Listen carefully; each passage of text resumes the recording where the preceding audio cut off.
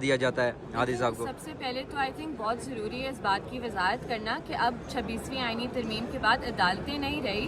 یہ ضمیر فروشی کے اڈے بن چکے ہیں، جہاں جو اوپر سے ڈائریکشن لیتا ہے اس کی ترقی ہوتی ہے، اسے لاہور سے لا کر چیف جسٹس بھی ادھر لگایا جاتا ہے، اور پھر اس چیف جسٹس کے پریشر پر اس اسلام آباد بار کے وکلا پر یہ ٹرائل شام چلائی جاتی ہے، پورا جو ڈیو پروسیس کی ہماری رائٹس ہیں ان کی خلاف ورزی کی جاتی ہے، اور یہ صرف ہمارے ساتھ نہیں ہو رہا، یہ پاکستان میں ہر شہری کے ساتھ ہو رہا ہے، کیونکہ اس ٹائم پر ہم ایک مارشل لاء میں رہ رہے ہیں، اس ٹائم پر کوئی عدالتیں نہیں ہیں۔ تو ان کو تو بہانا چاہیے کسی نہ کسی طریقے سے ایمان اور ہادی کو گرفتار کرنا ہے جی، لیکن آپ لوگ تو کہہ رہے ہیں ہماری بیل کینسل کر دیں، ہم تیار ہیں، لیکن ان کا پھر وہ جو ڈرانا چاہ رہے تھے وہ تو پھر کامیاب نہ ہو سکے۔ دیکھیں جو ڈرانے والے ہیں نا، خود جو ان کی تاریخ ہے ڈرنے والی ہے، جن کو وہ ڈرا رہے ہیں نا، ہماری تاریخ ڈرنے والی نہیں ہے، ہم بہت خوش ہیں جیل جا کر، ہمارے لیے تمغہ ہے، ہمیں کوئی مسئلہ نہیں ہے جیل جانے سے، جو جا کر یہ ان لوگوں کو ڈرائیں ان چیزوں سے جو ڈرتے ہیں، ہم نہیں ڈرتے۔ Thank you. میں نے آج بھی میں نے جج صاحب کو یہ بات کی، اور میں آپ کے طرف سے دوبارہ کہوں گا کہ آپ نے یزید صاحب نے اگر یزید کے ہاتھ میں بیعت دیا تو ہم ان کی اس بیعت کے پابند نہیں ہیں، جی ہم ان کی کسی کمپرومائز کے پابند نہیں ہیں۔ وہ اپنی عدالت اگر کمپرومائز کے تحت چلانا چاہتے ہیں وہ چلائیں، ہم رجسٹ کریں گے۔ اگر ہم سڑک پہ پولیس کو رجسٹ کرتے ہیں، اگر ہم ایجنسیوں کو رجسٹ کرتے ہیں، تو ہم ججز کو بھی رجسٹ کر لیں گے جو اپنی عدالتیں آئین و قانون کے مطابق نہیں چلانا چاہتی۔ Thank you sir. جج صاحب سے اس سے پہلے کہ ہم استفسار کرتے کہ میں آپ کے سامنے کھڑا تھا، میں نے آپ کو درخواست موو کی، میں نے آپ کو بتایا بھی کہ آپ نے 2:35 کے لیے کیس فکس کیا آرڈر شیٹ میں، اور میں 2:30 پہ جو ہے وہ عدالت میں تھا، عدالت میں کیمرے لگے ہوئے ہیں، اس میں ویڈیوز ہیں موجود ہیں، اور آپ نے پھر بھی میرے منہ پہ میرے وارنٹ جاری کیے، اور مجھے آئی او صاحب کو کال کر کے بلوا کے مجھے عدالت کے دروازے سے ہینڈ کفس میں اریسٹ کروایا۔ یہ کسی قانون کے تحت الاؤڈ نہیں تھا، تو انہوں نے کہا میں اپنا آرڈر پہلے ہی ریکال کر چکا ہوں، وہ ہمارے پیش ہونے اور بحث کرنے سے پہلے ہی اپنا کل کا الیگل آرڈر ریکال کر چکے تھے، بٹ ہمارے پاس اس کے جو بھی قانونی استحقاق ہیں ہم اس کو استعمال کریں گے۔ اس کے بعد دوبارہ انہوں نے کہا کہ آپ بیل بانڈز میں نے آپ کے فورفٹ کر دیے تھے، کل آپ بیل بانڈ جمع کرائیں گے، جس میں ہم نے کہا کہ ہم بالکل آپ کے الیگل آرڈر کے نہیں کریں گے انفورسمنٹ، ہم اگر کریں گے تو ہم اسے ماننے کے برابر ہوگا، ہم بالکل 10,000 روپے کا بیل بانڈ جمع نہیں کرائیں گے، جس پہ انہوں نے وہ بھی دوبارہ ریکال کیا، اور اب بیل بانڈ بھی نہیں جمع ہو رہے، صرف کاؤنسل کی اسٹیٹمنٹ کے اوپر انہوں نے وارنٹس بھی سیٹیسفائڈ کیے، ریکال کیے، اور فورفٹر کا آرڈر بھی جو ہے فورفٹنگ کا آرڈر وہی واپس کیا۔ مگر اصول یہ ہے متی صاحب کہ آپ ایک عدالت چلا رہے ہیں، آپ ایک جج ہیں، آپ کیسے قانون اور 4 کارنرز آف لا سے نکل کے یہ کریں گے؟ آپ کیوں یہ تاثر دینا چاہتے ہیں کہ میں ان 2 ایکیوزڈ کے ساتھ خاص طور پہ ایسی ٹریٹمنٹ کروں گا؟ کہاں سے آپ کو اس کی عجیب بات ملے گی؟ کیوں آپ کو ایسا فیل ہوتا ہے کہ یہ کرنے سے کوئی آپ کی تعریف ہوگی؟ عدالتوں کی اور ججوں کی عزت ان کے قانون کے دائرے میں رہنے سے ہوتی ہے۔ عدالتوں اور ججوں کی عزت اس لیے نہیں ہوتی کہ لوگ ان سے ڈرتے ہیں کہ وہ کسی کو جیل بھیج دیں گے۔ اگر انہیں لگتا ہے کہ جیل بھیج کے لوگوں کو ڈرائیں گے یا سلاخوں سے یا سزاؤں سے ڈرائیں گے تو بالکل اب وہ دور نہیں رہا۔ اب یہ وہ دور نہیں ہے کہ ان عدالتوں کے اندر قانون کی دھجیاں اڑائی جائیں گی اور کسی کو پتہ نہیں چلے گا۔ اب باتیں بہت جلدی پھیلتی ہیں، لوگ موجود ہوتے ہیں، وٹنس موجود ہوتے ہیں، وہ دیکھتے ہیں۔ آج کیا ہونا کیا تھا اور کل خاص طور پہ کیا کرنا چاہ رہے تھے جج جو نہیں کر سکے، اور کیا وہ آج ہوئی وہ پروسیڈنگ؟ کل وہ انلیگلی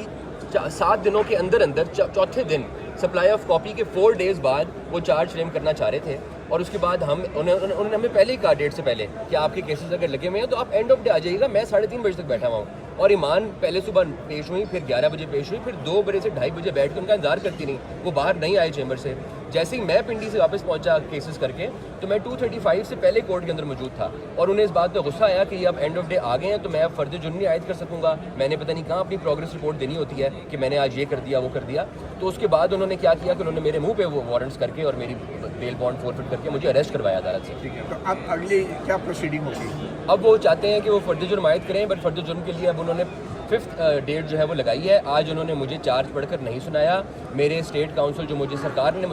کی ہیں متعین defence council on state expense, وہ بھی آج حاضر نہیں تھے۔ ایمان کی کاؤنسل کے اثر امام صاحب حاضر تھے، انہوں نے آرگیو کیا، اور کل کے سارے الیگل آرڈر کے اوپر ساری چیزیں ڈیسائیڈ ہو گئیں، بٹ فرد جرم کے لیے ہمیں نہ تو چارج سمجھایا گیا ہے، نہ ہمارے سے اس کا جواب لیا گیا ہے، نہ کہیں سگنیچر لیا گیا ہے۔ 5 نومبر کی آئندہ تاریخ ہے جی بات تو آپ کو کیا لگتا ہے کہ یہ غیر معمولی جلد بازی کی جا رہی ہے، اور کیوں کی جا رہی ہے آپ کے خیال میں؟ دیکھیں، یہ مجھے نہیں پتا یہ کن حلقوں کو خوش کرنے کے لیے یہ اپنے ہی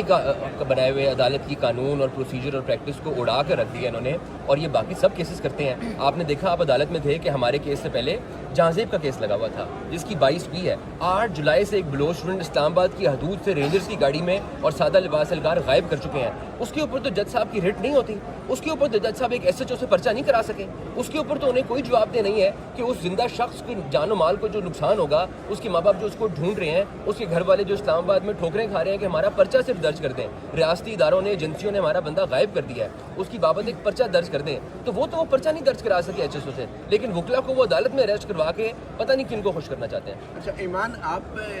کے اس ساری پروسیڈنگ کی وجہ سے بطور وکیل آپ کا کام کیسے متاثر ہو رہا ہے، اور جو آپ کے کلائنٹس ہیں اور بڑی تعداد میں رائٹس وکٹمز ہیں وہ کیسے متاثر ہو رہے ہیں؟ دیکھیں جج صاحب کو بھی اچھی طرح سے پتہ ہے کس طرح متاثر ہو رہے ہیں، کیونکہ 6 دفعہ تو دن میں وہ پروسیڈنگز کرتے ہیں تاکہ نہ ہم مسنگ پرسنس کے لیے ہائی کورٹ میں پیش ہو سکیں، نہ ہم فالس بلاسفیمی کیسز میں ان کی ضمانتیں کروا سکیں، نہ ہم اپیلوں میں پیش ہو سکیں۔ تو جج صاحب کو بہت اچھی سے پتہ ہے کہ وہ کیا کر رہے ہیں، کس کے لیے کر رہے ہیں، اور یہ انہی لوگوں کے لیے کام کر رہے ہیں جنہوں نے ہمارے خلاف ایک جھوٹا مقدمہ بنایا ہے۔ اور مقدمہ کیا ہے کہ ہم نے ٹویٹس کی، ہماری ٹویٹ سے یہ بزدل ریاست اتنی ڈرتی ہے، وہ لوگوں کو پہلے لاپتہ کرتی ہے، ماورائے عدالت قتل کرتی ہے، اور پھر کہتی ہے کہ نہ کو کہ ریاست یہ کام کرتی ہے، نہیں تو ہم آپ پر ٹرائل چلائیں گے۔ اور ٹرائل بھی کیا چلائیں گے کہ ملزمان جب عدالت میں حاضر ہو، شاید مجوکا صاحب نے کوئی نیا مارشل لا یا CRPC اپنے سے بنایا ہے کہ جب ملزم حاضر ہو عدالت میں تو اس کے وارنٹ گرفتاری جاری کیے جائیں گے۔ ان کا کوئی شوق تھا ہمیں گرفتار کروانے میں،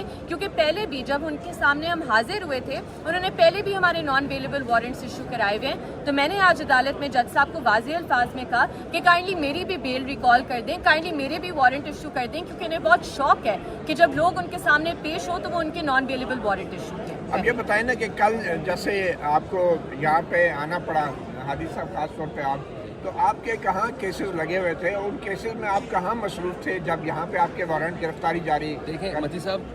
کل صبح 3 بیلز لگی ہوئی تھیں آنریبل جسٹس محسن اختر کیانی صاحب کے پاس۔ صبح وہ آرگیو کی گئیں، ایک مسنگ پرسن کا کیس تھا جس میں ایمان پیش ہوئی، انہوں نے آرگیو کیا،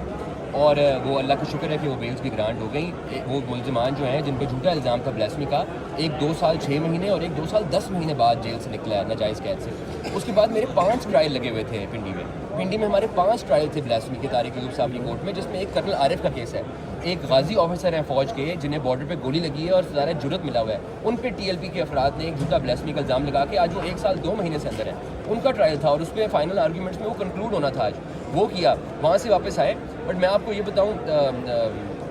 متی صاحب کہ میں جہاں پہ رات کو جس لاک اپ میں تھا، اس لاک اپ کی حالت اگر آپ میں سے کسی کو جائز تو دیکھنے کی آپ کو وہ ایکسیس نہیں دیں گے وہاں تک، FI ہے NCCI ہے، وہاں پہ ایک ورکنگ واش روم نہیں ہے۔ میں تو وہاں پہ سالوں سال رہ لوں گا ورکنگ واش روم کے بغیر اور اس برے حال میں۔ اگر مجوکا صاحب کو اس لاک اپ میں رہنا پڑا تو وہ 10 منٹ نہیں رہ سکیں گے۔ اور ان لوگوں کو یہاں سے اپنی جسٹیفیکیشن، اپنی قلم کی جنبش سے لوگوں کو اس حراست میں دیتے ہیں۔ کیا ان سے یہ سوال نہیں ہونا چاہیے کہ آپ ایک ایکیوز جس کے اوپر صرف ابھی الزام ہے، جس کو پریزمپشن آف انوسنس ہے، جرم ثابت نہیں ہوا، اسے جانوروں کی طرح اس ڈربے میں کیسے رکھتے ہیں؟ وہاں پہ جو افراد ہیں انہیں روز ٹارچر کیا جاتا ہے۔ وہاں پہ ایک لیدر کا جو ہے وہ چھتر پڑا ہوا ہے، جس لیدر کے چھتر سے وہ سارے ایکیوز بتاتے ہیں جو میرے ساتھ لاک اپ میں تھے کہ ہمیں روز مارا جاتا ہے۔ کیا ان سے سوال نہیں ہونا چاہیے کہ آپ کی جو سپرویژن کے اندر ان کی کسٹڈی FIA کے NCCI کے پاس ہے، کیسے ان پہ ٹارچر کیا جاتا ہے؟ یہ صرف کور دینے کے لیے یہاں بیٹھے ہوئے ہیں کہ یہ ریاستی جبر کو کور دیا کریں عدالتی۔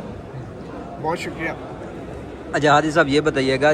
جن کیسز میں آپ لوگ پیش ہوتے ہیں، لوگوں کے کیسز وغیرہ لے کے جاتے ہیں، وہاں پہ عدالت پھرتی نہیں دکھاتی، لیکن جو آپ لوگوں کے خلاف کیسز ہیں وہاں پہ پھرتی دکھائی جا رہی ہے، اس کے پیچھے کیا وجہ ہے؟ ایسے ہے صداقت صاحب کہ یہ جو عدالتیں اب رہ گئی ہیں، جن عدالتوں کو آپ دیکھ رہے ہیں باسوائے چند عدالتوں کے پاکستان میں، یہ عدالتیں صرف ریاستی جبری گمشدگیاں، ماورائے عدالت قتل، لوگوں کے حقوق کی تلفی کو لیگل کور دینے کے لیے ہے، جسٹیفیکیشن دینے کے لیے ہے۔ آپ دیکھیں کہ اگر ایک جبری گمشدگی کا ایشو ہوتا ہے تو اب AG صاحب کہتے ہیں کہ اس کا ہم نے حل نکال لیا ہے۔ اس کا حل یہ ہے کہ ایمان اگر ہیبیس کارپس دائر کریں تو 1 مہینہ لگے نا، اس کا حل یہ ہے کہ آپ اگر ECL میں نام نکلوانے کے لیے رٹ کریں تو وہ ریپریزنٹیشن بنا